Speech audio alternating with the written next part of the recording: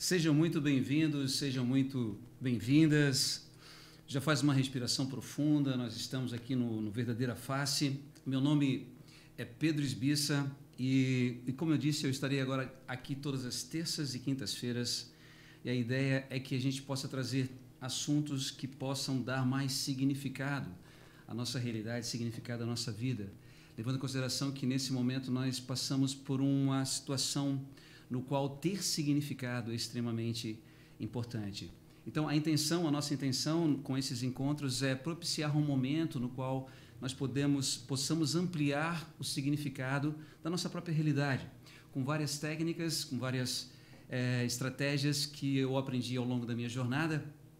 Inclusive, hoje, no final do nosso processo, eu vou fazer uma técnica que, como professor e também psicólogo, né? Eu sou professor, sou psicólogo, então tive a oportunidade de trabalhar com muitas pessoas ao longo do meu percurso, né? Principalmente trabalhando em universidades, escolas, então você tem um volume muito grande de pessoas, e essa é uma técnica que eu apliquei já com vários dos meus alunos, pacientes, e que tem geralmente um significado, que tem um retorno muito bacana.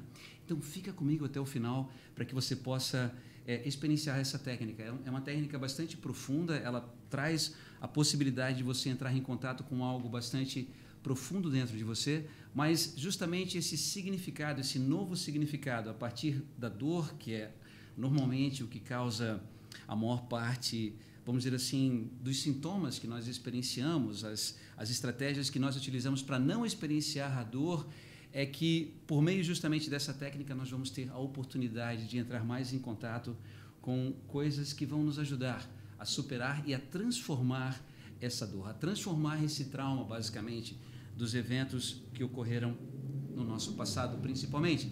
Lembrando que esses encontros que eu tenho feito já desde a semana passada, hoje também tem por base a leitura que eu tenho tido a partir de Viktor Frankl, um pouco difícil, mas enfim, em relação a Viktor Frankl, que foi um psicólogo que vivenciou a tragédia da Segunda Guerra Mundial, tendo sido preso e colocado em um campo de concentração. E a teoria dele, que vem a ser a logoterapia, tem por base as experiências que ele vivenciou nesse ambiente extremamente difícil. E daí, inclusive, surge, justamente por estar tendo que confrontar algo tão difícil, surge a logoterapia e surge a visão dele de trabalho, que é essa visão que eu me embasei para trazer esse conhecimento dessa aula de hoje. Então, se você puder, peço desde já que você compartilhe. Se você conhece alguém que nesse momento está passando por alguma situação difícil, compartilhe esse link, envie para essa pessoa essa live, para que ela possa ser beneficiada, principalmente por essa técnica que eu vou fazer ao final. Eu trago bastante conteúdo no início ali e tal, vou decorrendo para que a pessoa tenha uma certa noção, mas no final a técnica, com certeza, ela vai poder, acredito, trazer uma diferença bastante significativa. Então, você vai estar me ajudando também pessoas. Se você puder, por favor, compartilhe essa live. Beleza? Então, vamos propriamente ao nosso conteúdo, embasado então no trabalho de Viktor Frankl. Ele fala sobre sofrimento. E a visão de Viktor Frankl sobre o sofrimento é de que o sofrimento ele é inevitável. Não tem como nós não sofrermos. Viver é sofrer, né? Não nessa perspectiva pessimista. Viktor Frankl, ele não trazia um conhecimento pessimista da realidade. Inclusive, a sua abordagem, o que ele trouxe, é uma possibilidade justamente de nós termos uma perspectiva positiva da realidade.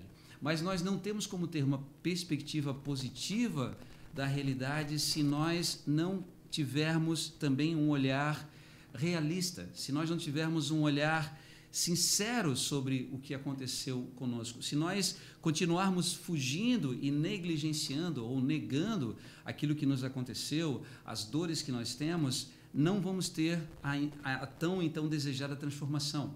Então, na visão de Viktor Frankl, a primeira ponto a ser observado é que o sofrimento ele faz parte da realidade. Se nós formos tomar, agora extrapolando um pouquinho Viktor Frankl, se nós formos tomar outros pensadores da nossa história, como Siddhartha Gautama Buda, ele diria que na verdade, a nossa condição de estarmos aqui nessa realidade, ele chama essa realidade de ilusão, ele chama essa realidade de Maia, onde nós vivemos enclausurados dentro de um sistema cognitivo, dentro dos nossos próprios pensamentos. Ele diz que justamente estarmos aqui é sofrermos. E esse sofrimento, e é justamente por meio desse sofrimento, se não sofrêssemos, nós permaneceríamos nesse nível, trancados dentro de nós mesmos, trancados dentro dos nossos próprios pensamentos, indefinidamente. Mas a nós, seres humanos, é dado a possibilidade, diferentemente dos outros animais, de termos consciência sobre a nossa própria realidade, de termos consciência sobre a nossa própria consciência e dessa maneira compreendermos que sim, nós passamos por situações de sofrimento na nossa própria realidade. E quanto mais nós conseguimos, por assim dizer, olhar para essas circunstâncias sem ter medo das coisas que ocorreram conosco, mas verdadeiramente com sinceridade, olhar aquilo que nos aflige, nós gradativamente temos a oportunidade de transformar essa dor. Então, para Viktor Frankl, a possibilidade de transformação, ela não vem pela negação. Não vem por eu simplesmente dizer e afirmar coisas positivas, o que eu sou muito favorável. Inclusive, eu pratico isso na minha própria realidade. Mas, dentro da visão de Viktor Frankl, não adianta eu simplesmente me direcionar para o lado positivo e negar o lado negativo. Não adianta eu simplesmente visualizar algo positivo e negligenciar o meu passado e negligenciar a minha dor. Então, para ele, a transformação e a possibilidade que eu possa me voltar para uma perspectiva positiva, ela passa justamente em olhar para a minha dor, que inevitavelmente, ou na maior parte das vezes, está relacionada ao nosso passado. Então, na medida em que nós olhamos para a nossa circunstância, para as coisas que ocorreram na nossa vida e aceitamos, de uma certa forma, aquilo que nos ocorreu, sem esse processo de negação, sem tentarmos camuflar, sem tentarmos nos esquivar, é justamente nesse olhar para isso que ocorre a transformação, que eu já vou explicar, né? É um processo propriamente, mas então o primeiro passo seria nós olharmos para a nossa própria dor. Viktor Frankl, também da logoterapia, ele vai falar sobre a tríade trágica, né? Partindo dessa perspectiva que todos nós passamos por sofrimento, ele vai dizer que o ser humano, ele não tem como ele fugir de uma coisa que ele chama de a tríade trágica. E o que é a tríade trágica? O nome já é sugestivo, né? Tríade vem de 3 e trágica vem de tragédia, né? Então, meu Deus, uma tragédia, o ser humano ele vive numa tragédia. Eu diria que é uma combinação de tragédia e comédia, né? Porque a gente passa por cada situação também. Às vezes eu tenho que rir das minhas próprias tragédias. E dizem que quando você consegue rir das suas próprias tragédias é porque a cura já está em processo. Mas voltando aqui ao Viktor Frankl, ele vai dizer o seguinte, que todos nós, inevitavelmente, iremos passar, em primeiro lugar, então são 3 coisas. Pela dor.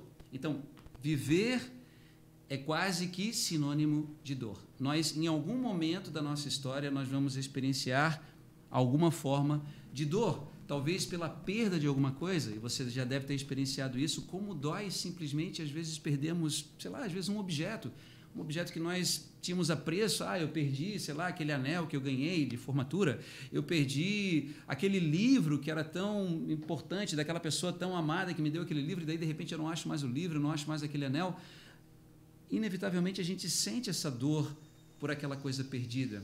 Mas isso eu falo em específico de um objeto, por exemplo, né, de um objeto material, mas inevitavelmente nas nossas situações nós vamos passar por sentimentos de perda, por ocasiões de bullying. A infância é muito específica nesse sentido que nós muitas vezes somos rejeitados, não somos aceitos por um grupo, muitas vezes não nos encaixamos até mesmo na nossa própria família. Todas as transformações que um adolescente passa, né? Eu já fui adolescente, você já foi adolescente.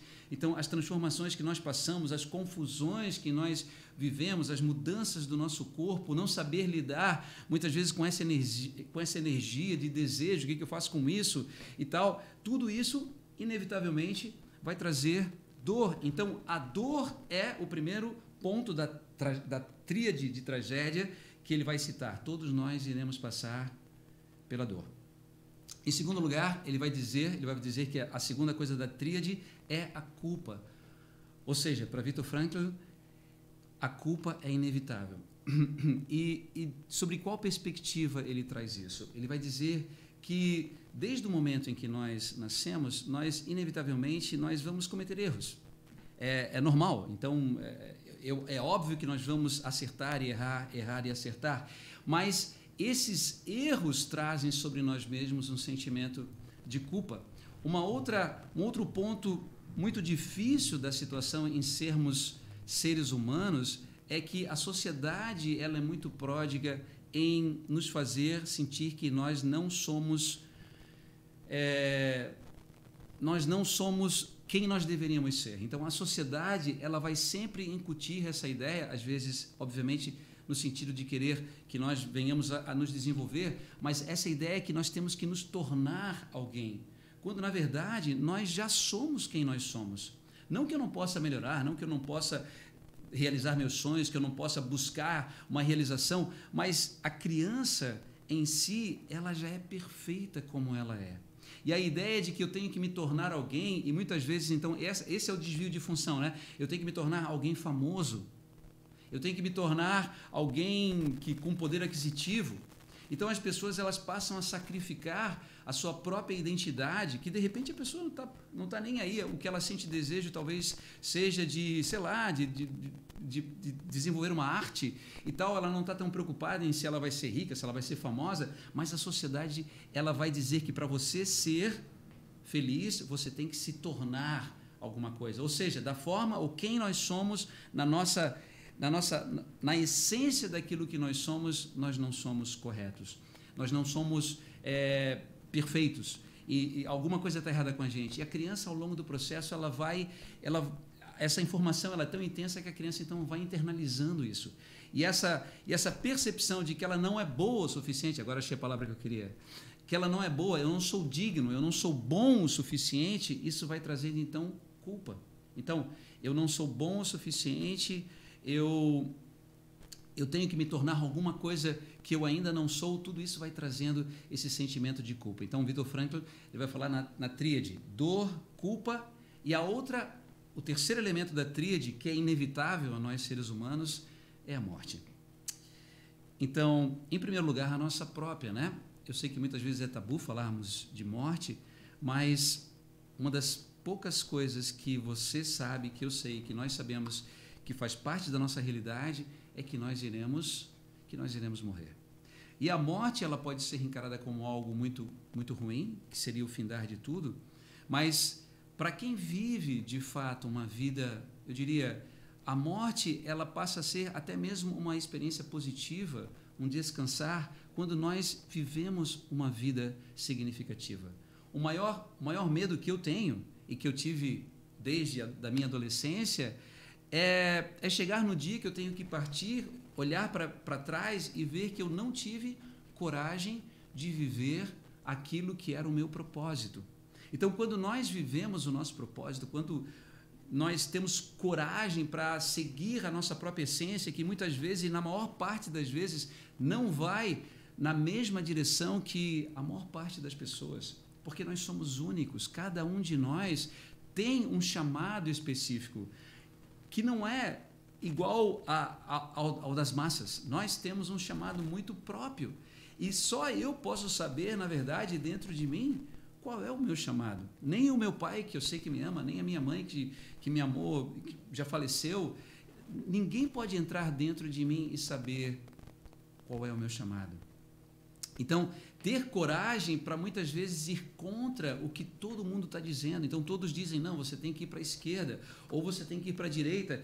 E você olhar para dentro de você e deixar que algo dentro de você responda se você deve ir para a esquerda ou para a direita, é muitas vezes apavorante.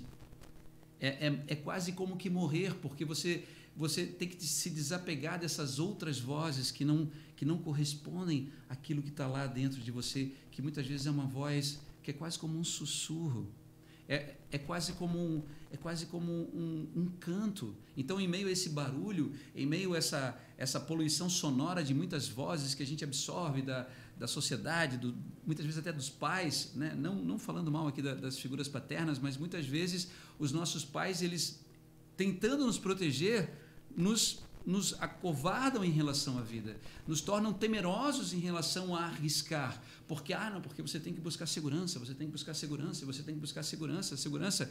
Daí a gente constrói toda a segurança e depois, como se fosse um túmulo, e daí a gente está preso lá dentro e literalmente a gente não sente mais a vida, a gente não sente significado naquilo que a gente construiu. Então, a morte, ela pode ser algo realmente horrível, né? Mas ela pode ser também algo que dá intensidade à nossa realidade, algo que nos impulsiona no sentido assim, cara, se é finito a minha experiência aqui na Terra, então por que não fazer o melhor que eu posso dessa experiência? Por que não viver o que realmente me faz feliz, o que me dá prazer, o que faz com que eu perceba que a minha vida tem sentido? Então, a morte seria esse terceiro elemento. E ela pode, sim, ser algo muito negativo. Todos nós, né, por exemplo, já tive o falecimento da minha mãe morreu segurando a minha própria mão, né, segurando a minha mão. Então, assim, foi algo tremendamente doloroso. Eu, né, não desejo isso para ninguém. Então, a morte, sem dúvida, é um fato traumático. E todos nós, em maior ou menor medida, vamos experienciar isso, seja por alguém mais próximo, alguém distante, mas faz parte da nossa realidade, né? Então, segundo Viktor Frankl, a morte faz parte da nossa realidade, não tem como evitar. Mas como nós vamos lidar com ela é que vai fazer toda a diferença.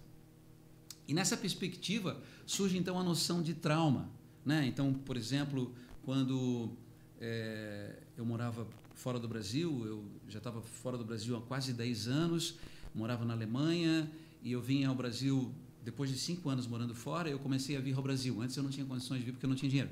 Mas depois de 5 anos eu comecei a trabalhar na Europa, daí eu tinha grana, comecei a visitar o Brasil, mas sempre eu retornava para a Europa. E no último ano que eu estava na Europa, o meu avô faleceu. Meu avô faleceu aqui no Brasil, meu avô foi uma das pessoas que me criou, né? Eu fui criado pelo meu pai até os 7 anos de idade, depois eu fui morar com os meus avós. E quando o meu avô faleceu, foi muito difícil para mim, porque eu estava longe do Brasil. E eu me sentia, então, todas essas coisas, a culpa, a dor, tudo isso veio de uma forma brutal, porque é como se eu não estivesse aqui, eu não estivesse ao lado dele.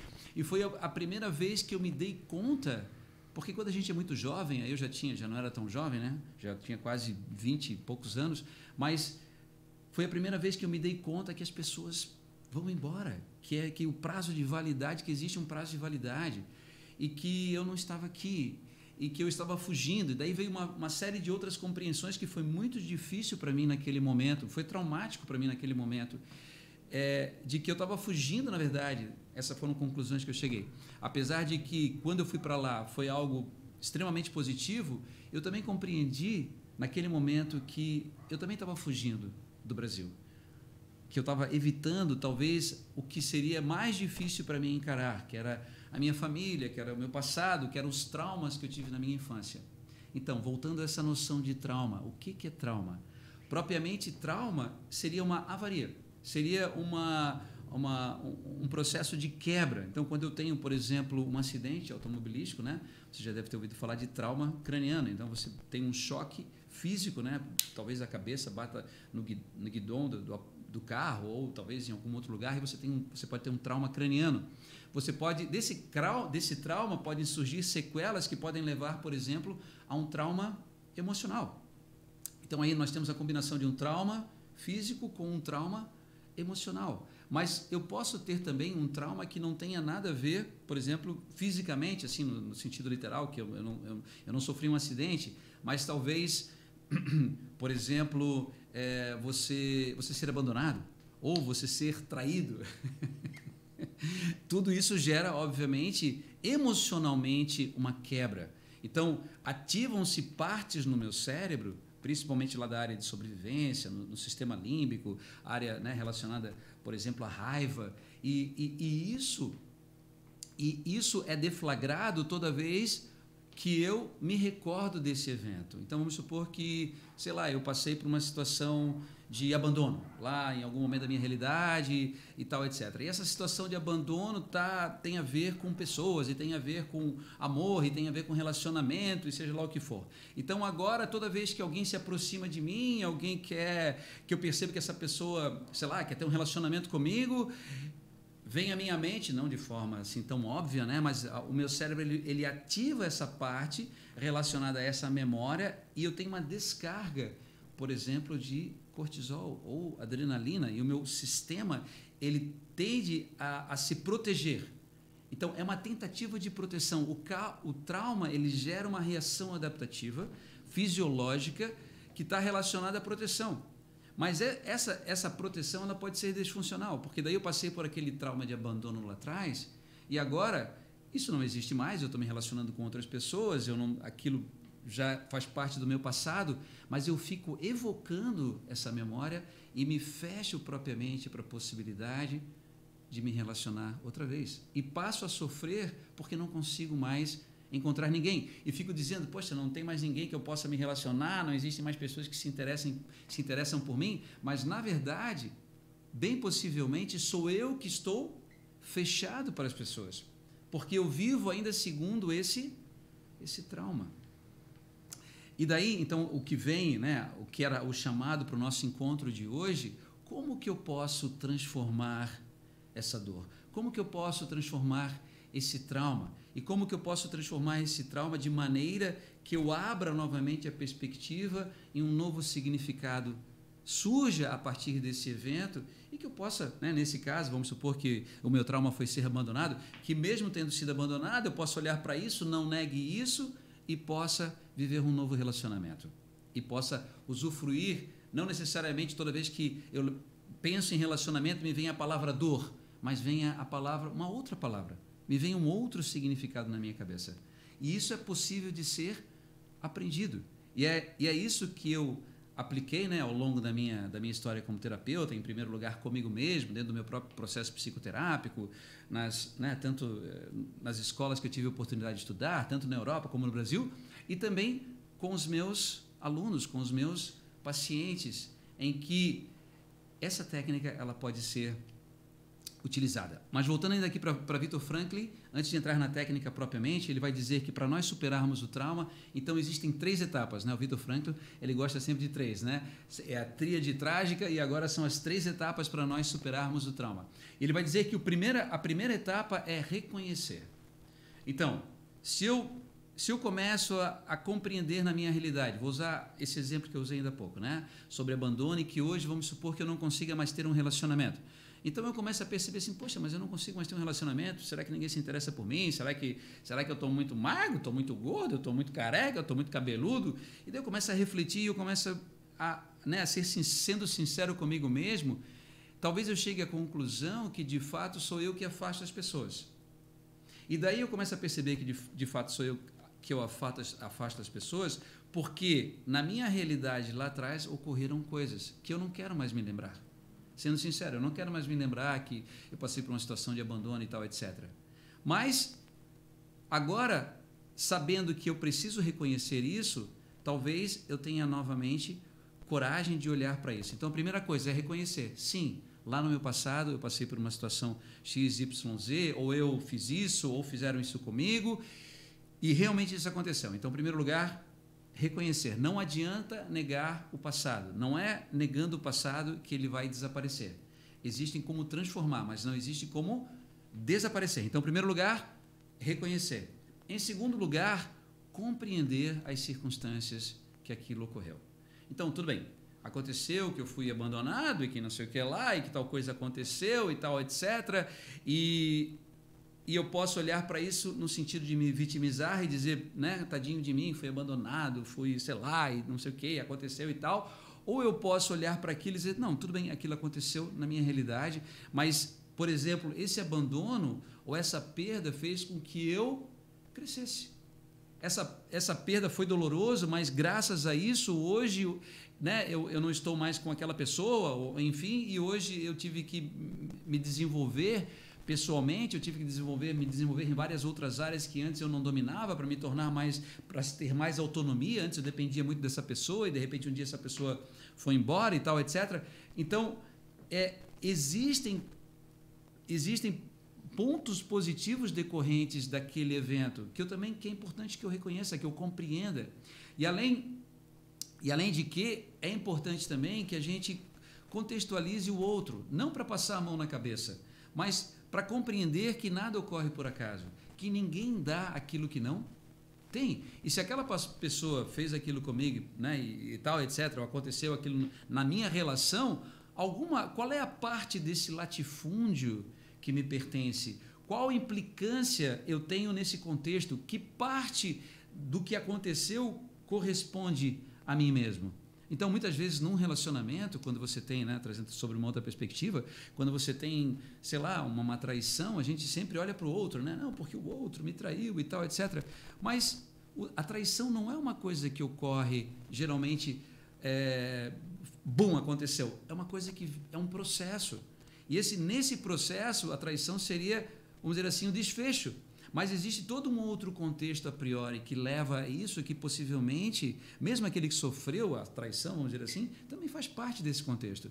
Ele talvez descuidou, ou ele não deu atenção suficiente, ou sei lá, ou ele trabalhava demais, ou trabalhava de menos, ou enfim, alguma coisa sempre tem. Então, compreender esse contexto, olhar realmente com sinceridade para aquilo que ocorreu, no sentido de compreender a situação do outro, se colocar no lugar do outro, ver de que maneira aquilo que aconteceu também foi algo positivo, porque em tudo sempre tem os dois lados. Em tudo que é bom tem algo negativo e em tudo que é ruim tem algo positivo. A gente vê isso muitas vezes quando as pessoas ganham alguma coisa. Todo mundo quer ganhar alguma coisa, né? Todo mundo quer ganhar na loteria, todo mundo quer ganhar uma herança, todo mundo quer ganhar isso, todo mundo quer ganhar aquilo. Mas muitas vezes, quando a pessoa não está preparada e ela ganha, ela recebe algo, ou ela fica famosa, muitas vezes a gente vê o cara se matou, ninguém entende. Mas como? O cara, o quê? Ele se matou, mas o cara tinha tudo que eu queria. O cara tinha fama, o cara tinha grana, o cara tinha, sei lá, tinha a mulher mais desejada, tinha o homem mais desejado. E, de repente o cara vai lá e se mata. Então, nós vivemos na dualidade. Então, em tudo existe algo bom e em tudo que é bom existe algo ruim, em tudo que é ruim existe algo bom. E a gente ter esse olhar e ter essa compreensão de penetrar nisso e ver também o aspecto positivo no negativo faz parte desse processo de compreensão. Em terceiro lugar, segundo ainda Viktor Frankl, vem o perdão. E quando a gente fala em perdão, normalmente as pessoas, sempre que eu menciono a palavra perdão, né, muitas vezes no consultório, então em outras atividades, a primeira coisa que as pessoas dizem é: como que eu vou perdoar aquela pessoa? Aquela pessoa fez isso, aquela pessoa fez aquilo, aquela pessoa, de repente a pessoa é a maior mala do mundo possível, imaginável, então geralmente as objeções cara, aquela pessoa não merece ser perdoada. E daí um ponto específico nós perdoamos, na verdade, não pelo outro.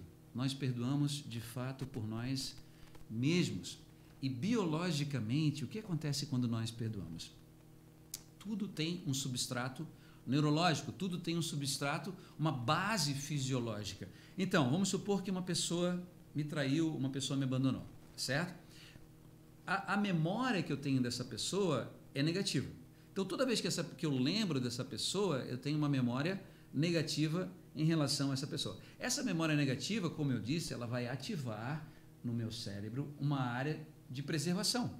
Porque se eu estou lembrando aqui de alguma coisa ruim, essa coisa ruim se dá porque aquela lembrança ativa no meu cérebro uma área que me protege. Então eu tenho uma descarga de adrenalina, uma descarga de cortisol, o meu organismo ele se contrai, eu tenho uma ativação que a gente chama de simpática, o meu coração ele começa a bombar mais rápido, e você já deve ter tido essa experiência de você simplesmente lembrar de alguém que te fez mal e de repente o coração começa a bater mais forte, você começa a ficar com raiva e você fica lembrando do que você deveria ter dito para a pessoa, que você devia ter dito isso, mas você não disse, e que você, sei lá, e você se acovardou, e daí você já começa a entrar na fantasia dentro da tua própria cabeça. Mas tudo isso tem uma reação fisiológica. E quem é mais punido nessa circunstância somos nós mesmos. Então, se eu guardo a mágoa, Se eu guardo rancor, eu acho que eu estou prejudicando o outro. Na verdade, eu estou prejudicando a mim mesmo. Então, na verdade, Nelson Mandela dizia que guardar a mágoa é como tomar eu mesmo veneno na perspectiva de que o outro vai morrer. Eu acho que o outro vai tomar o veneno, na verdade, quem está tomando o veneno sou eu mesmo. Então, quando eu perdoo, quando eu libero o perdão, e isso é um processo, é um treino, quando eu libero o perdão, eu não estou trazendo um benefício para o outro, eu estou trazendo um benefício para mim mesmo. É como se eu estivesse carregando um fardo nas minhas costas e eu solto esse fardo. Eu permito que esse fardo seja deixado. O problema é que muitas vezes nós nos apegamos a esses fardos, nós nos apegamos às nossas cruzes, por assim dizer. Tem uma história que é uma brincadeira, obviamente, que um homem ele morre, daí ele chega no céu, e daí está São Pedro, e daí ele chega lá e bate lá nas portas do céu. São Pedro abre as portas, ele se encontra com São Pedro, e daí ele chega e fala assim: pô, São Pedro, eu queria pedir uma coisa para você. Eu estou aqui com a minha cruz, mas é uma cruz tão pesada, carreguei durante toda a minha vida que eu estava lá na terra. Será que o senhor não tem uma cruz aí menor que eu possa então carregar? Já que eu já morri, agora vou ter que carregar, né? Continuar carregando a minha cruz. Não tem uma cruz menor aí, não? E daí São Pedro fala assim: meu filho, fica à vontade, ali tem várias cruzes, vai lá e pega a cruz que você quiser. E daí o cara que chegou lá no céu, ele entra no céu e tal, daí vê que tem várias cruzes lá, ele vai lá e pega uma cruz bem pequenininha. E daí ele tira aquela cruz que ele estava carregando, bota aquela cruzinha bem pequenininha e sai feliz que ele encontrou, né, uma outra cruz para carregar. Passado algum tempo, ele vai embora. Passado algum tempo, ele retorna, bate novamente na porta. Bate novamente na porta, São Pedro abre a porta, vê ali o cidadão assim: pô, o que houve? Por que você voltou? Não gostou da cruz? E daí o cara fala assim: ô São Pedro, o senhor vai me desculpar, mas olha, eu sei que a cruz é menor, realmente ela é mais leve, mas eu estava tão acostumado com a minha outra cruz, eu já tinha até criado aqui um calinho, aqui nessa regiãozinha já tinha até um calinho, São Pedro, e agora essa outra cruz ela é menor, mas ela pega num lugarzinho diferente, então se o senhor não se incomodar, eu vou novamente trocar a minha cruzinha, eu vou lá pegar outra cruz e vou deixar essa cruz aqui que é menor, mas eu estava acostumado com a minha outra cruz. Ou seja, nós nos acostumamos com os nossos padrões. Nós nos acostumamos com a nossa dor. É como se isso gerasse uma assinatura psicofisiológica. É como se fosse uma bebida. Eu fico embriagado e sei que não me faz bem, né? Guardado as devidas proporções, né? Às vezes é legal tomar uma taça de vinho, bacana, mas vamos supor que essa não seja uma droga legal. Legal no sentido que me faz mal, eu percebo que me faz mal, mas eu não consigo largar. Por quê? Porque o meu organismo vai pedir aquilo. Imagina que eu passe 30, 40 anos vivendo uma circunstância tóxica ou vivendo uma dor, a dor de uma perda, e eu de uma certa forma eu me alimento daquela dor.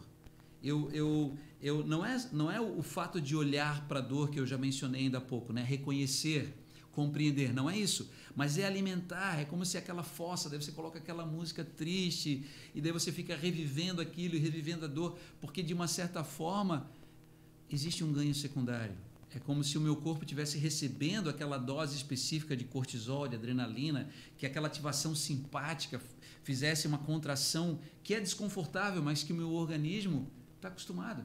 Então imagina, depois de 30 anos eu digo para o meu corpo assim: olha, a parada é a seguinte, eu não quero mais agora ficar sofrendo, eu não quero mais ficar sofrendo, não quero mais ficar lembrando desse sofrimento, já reconheci, já compreendi e agora quero passar por uma outra fase da minha vida. E daí o teu corpo ele vai dizer: tá, mas cadê minha dose de adrenalina? Cadê minha dose de cortisol? Então é nesse sentido que a gente passa às vezes por uma síndrome de abstinência. Às vezes quando está tudo, você conseguiu, você fez o processo, você foi lá, você encarou a tua dor, você reconheceu, você compreendeu, tá ligado? Agora você chegou até no perdão, você de repente até perdoou, e daí começa tudo a dar certo, e você passa por uma nova fase, e daí você começa a sofrer porque de repente é demais. É mais ou menos como se você estivesse com a mão dentro de um balde com gelo e você se acostumou naquela temperatura fria, de repente as coisas mudam e pessoas começam a se aproximar de você, só que às vezes é demais. Então requer até mesmo um período de adaptação. Tudo requer um período de adaptação, seja para a dor, seja até mesmo para o prazer, seja para o amor, para que o meu nível basal a minha assinatura psicofisiológica, ela receba um novo estabelecimento, um novo nível propriamente, uma nova assinatura, que agora então me permite sentir mais prazer. Mas retornando aqui ao perdão, o perdão sim, ele é fundamental, para que a gente não mais ative em nós mesmos essas lembranças. Então eu perdoo a pessoa. É um treino, eu perdoo a pessoa. Eu vou atrás daquela lembrança, eu tento contextualizar, eu tento ver o lado daquela pessoa, eu tenho empatia por aquela pessoa, eu tento ter empatia por aquela pessoa e tento, da melhor forma possível, perdoar a pessoa. E perdoar no sentido que ela siga o caminho dela, que ele siga o caminho dele e que eu possa viver então o meu caminho, sem carregar essa lembrança, sem ativar no meu sistema nervoso central aquela lembrança em específico.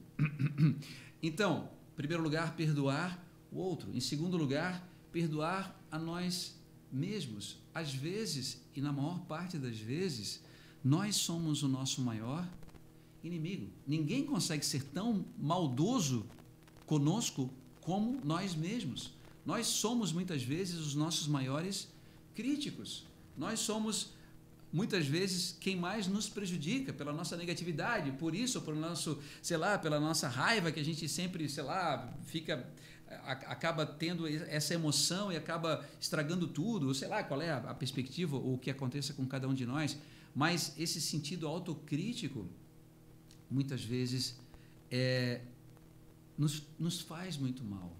Então, ter essa visão um pouco mais longânima. Não, tudo bem, eu também fico irritado às vezes. Eu fico irritado no trânsito. Às vezes eu xingo alguém. Tudo bem, eu xinguei, pronto, eu também xingo e tal, etc. Mas eu não vou ficar, além disso, aqui me martirizando. Ai, minha culpa, minha eterna culpa, né, e tal. Vou ficar lá no milho e tal. Não, tudo bem, eu libero perdão para mim mesmo.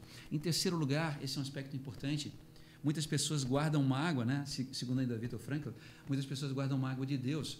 Porque quem tem essa compreensão de que Deus é onipotente, de que Deus é onisciente, então como que Deus permitiu na minha própria vida que isso acontecesse? Como que Deus permitiu e levou aquela pessoa que eu amava? Então Deus é responsável, então agora eu vou me apostatar, eu não quero mais ter nada a ver com Deus, eu não quero mais saber nada que venha de Deus, porque Deus levou a pessoa que eu amava.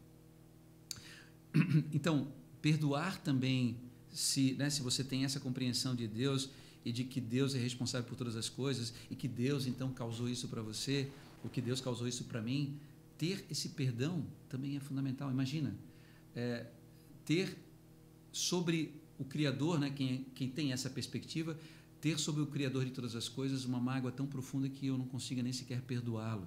Então, é importante se colocar nessa realidade de que quando eu consigo liberar perdão, o maior beneficiado sou eu. E é um trabalho, assim como a gente para aprender violão, a gente precisa praticar, assim como que, se eu quero ter hipertrofia, eu tenho que ir na academia todos os dias.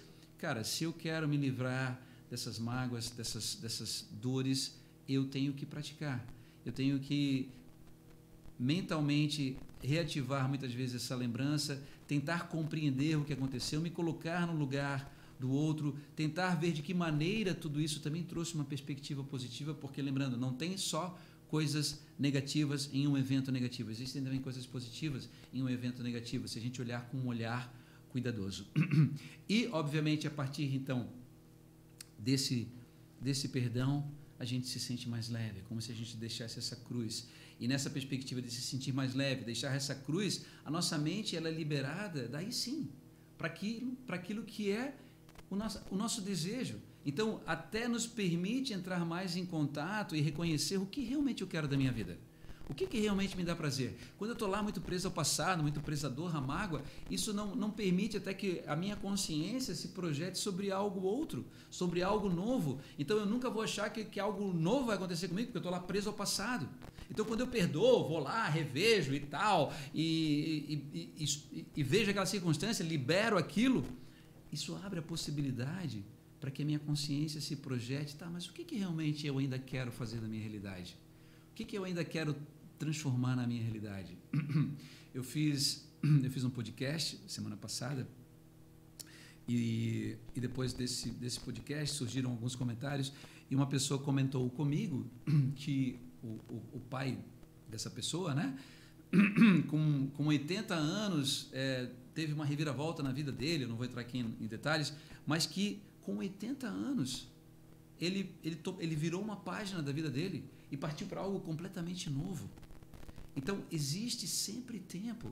Se eu desejo realmente uma transformação na minha realidade, se eu tenho coragem de olhar para a minha realidade, perdoar o que é necessário, reconhecer o que é necessário, compreender o que é necessário, existe tempo para olhar e para realizar ainda aquilo que faça sentido na minha vida, mesmo que eu tenha 80 anos, ou seja lá quantos anos forem.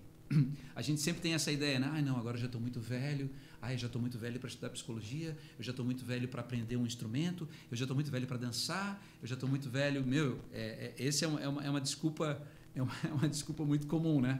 Mas de fato, se a gente quer alguma coisa e a gente vai atrás, essa realidade, uma vez que a gente foque sobre ela, ela vai se manifestando na nossa vida. Não é assim tipo mágica, não é um passe de mágica. Existe um tempo de maturação. Neurologicamente, as sinapses nervosas, elas precisam de um tempo para se solidificarem. Então, eu tenho lá uma memória específica, eu preciso gradativamente desativar essas sinapses e preciso criar novas sinapses. Isso não é um passe de mágica, isso requer um processo. Mas, à medida que eu vou promovendo isso vai acontecendo. E daí essa alegria que surge nesses pequenos milímetros na direção desejada, isso faz toda a diferença. Então, 1 centímetro na direção desejada, 1 metro na direção desejada vale mais do que 1000 metros numa direção que nós não desejamos. Mas isso exige coragem, isso exige ter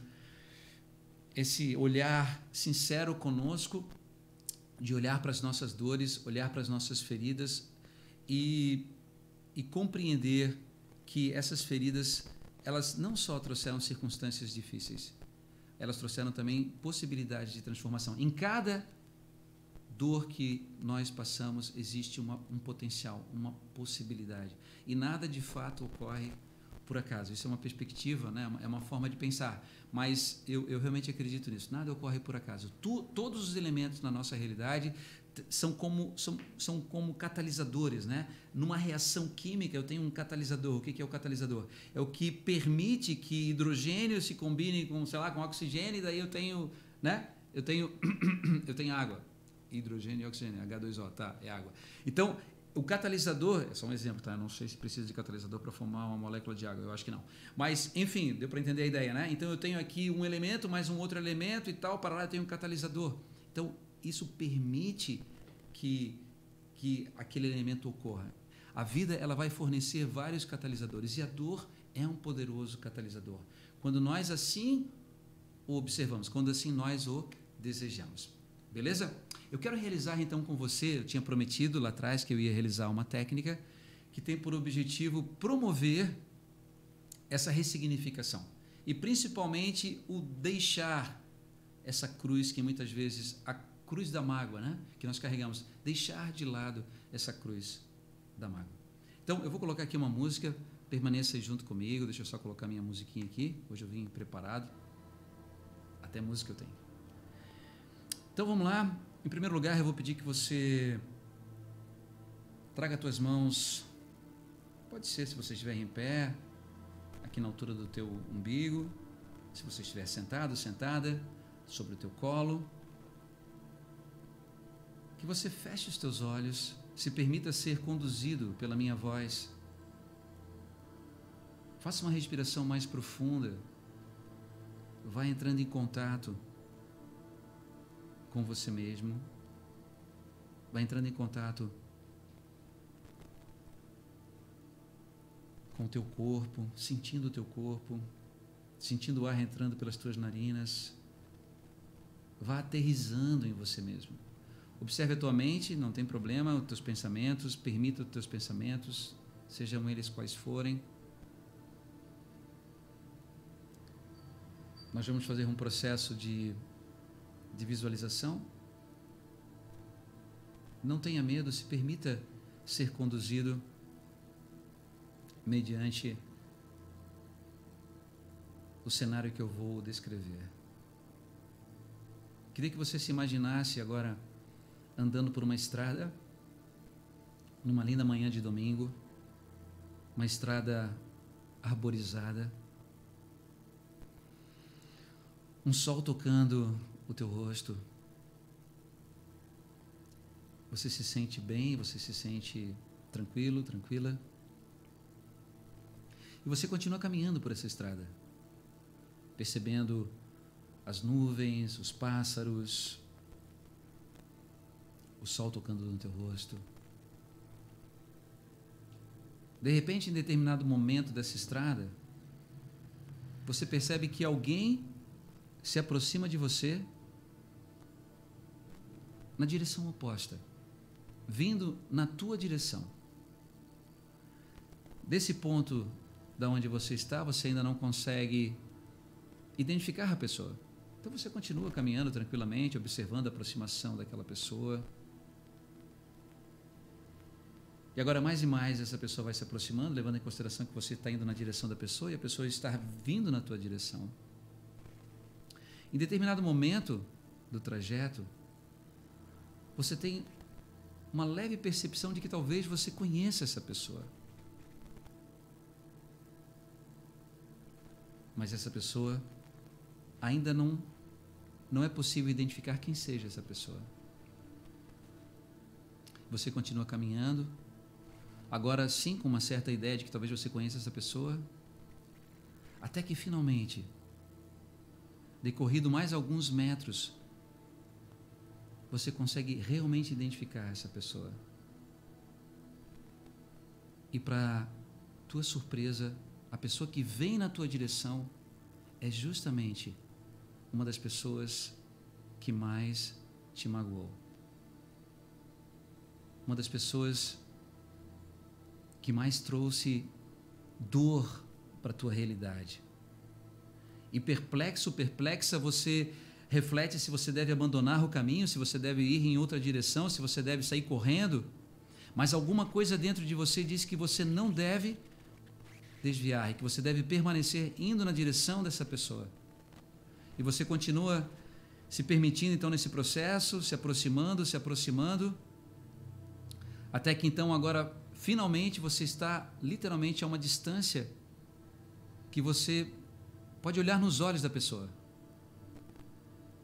E você percebe que essa pessoa ela não vem para te causar nenhum mal. Que pelo contrário, você percebe que essa pessoa deseja, na verdade, falar com você alguma coisa, mas não necessariamente algo que vai te prejudicar ou que seja algo ruim. E agora então, finalmente, literalmente estando de frente com essa pessoa, olhando nos olhos dessa pessoa, queria que você imaginasse que essa pessoa, com os olhos marejados de lágrima, olhando para você, ela pede uma coisa. Ela diz para você: me perdoa. Queria que você lembrasse agora a circunstância que você passou e da onde provém o pedido dela de perdão. Queria que rapidamente você se permitisse lembrar da dor que você viveu, sem negar, sem fugir, mas ao mesmo tempo fazer o contraponto desse pedido de perdão. Que essa pessoa, olhando nos teus olhos, agora na tua imaginação, pede para você. E mesmo que seja difícil, eu queria pedir que você, na tua mente, nessa circunstância, nesse cenário, olhando para os olhos dessa pessoa, você dissesse: eu te perdoo. E mesmo que esse perdão não saia de forma tão espontânea, que você permita pelo menos dizer para você mesmo e para essa pessoa, na tua imaginação: eu te perdoo. E ao dizer eu te perdoo, queria que você imaginasse como se uma cruz, como algo pesado que você vem carregando dentro de você, fosse retirado dos teus ombros. Você inspira, você se sente mais leve. Você sente que como se tivesse virado uma página da tua vida. E agora então, olhando para essa pessoa, você percebe gratidão nos olhos dessa pessoa por você tê-la perdoado, tê-lo perdoado. Você levemente acena com a cabeça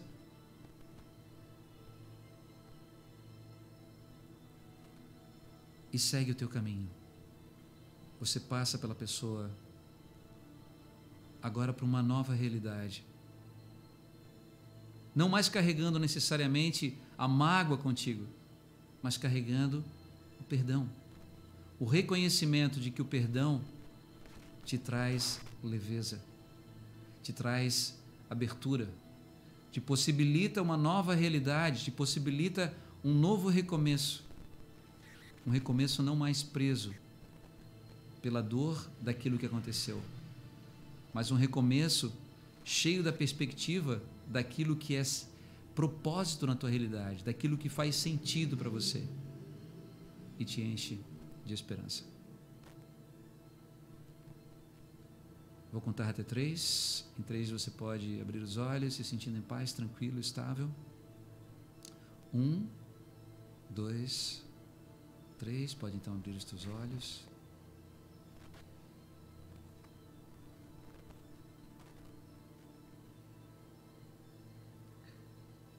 Sei que parece, às vezes, nós imaginamos que é uma atividade simples de lembrar do passado, mas o nosso cérebro é extremamente potente. Então, quando nós lembramos de algo, é como se aquilo fosse realidade naquele momento que nós lembramos. Então, o que você acabou de fazer, quero dar os parabéns, é algo profundo. Lembrar desse evento, lembrar dessa pessoa. E talvez não seja tão fácil ainda esse perdão, mas é uma questão de prática.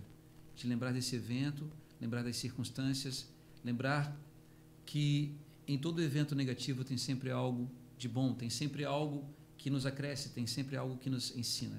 E que esse é o processo da dualidade de vida ao qual nós estamos inseridos. Estar aqui é passar pela dor, é passar pela perspectiva, muitas vezes, de que a vida tem a sua finitude, mas até mesmo isso é transformador, se assim nós nos permitimos. Beleza?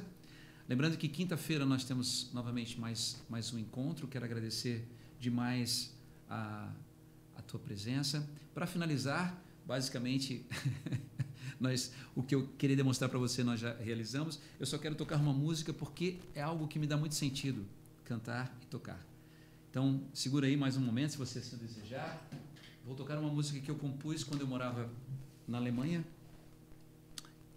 Morava sozinho e essa música ela ocorreu morando lá naquele lugar lá onde eu compus a música.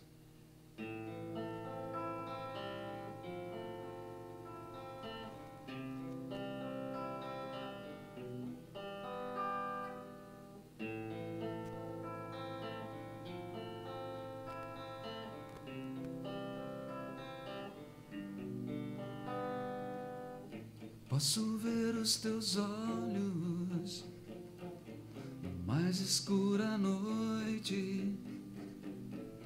Posso sentir tua mão segurando minha mão. Estou pronto agora para me entregar a ti. Te peço, Senhor, venha me buscar, venha me buscar, contigo pro céu levar. Quero estar com você, você me fez renascer. Estou pronto agora pra me entregar a ti. Peço, Senhor, venha me buscar, venha me buscar. Então irei contigo eu sei lá no céu morar. Oh, oh, vem a mim, vem a mim, vem a me buscar. Yeah. Então irei contigo eu sei lá no céu morar. Oh, oh.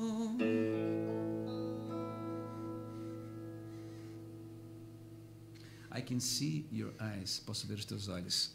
Então, era isso por hoje. Quero agradecer demais a tua presença. Quinta-feira, novamente. Na quinta-feira eu quero fazer um breve resumo das 2 lives que eu fiz, falando sobre Viktor Frankl. E, ao final da live, então, na quinta-feira, eu vou disponibilizar esse PDF. Quero ver como é que eu vou fazer para disponibilizar isso. Ainda não sei muito bem, mas vou dar um jeito. Beleza? Agradeço demais a tua presença e nos vemos quinta-feira.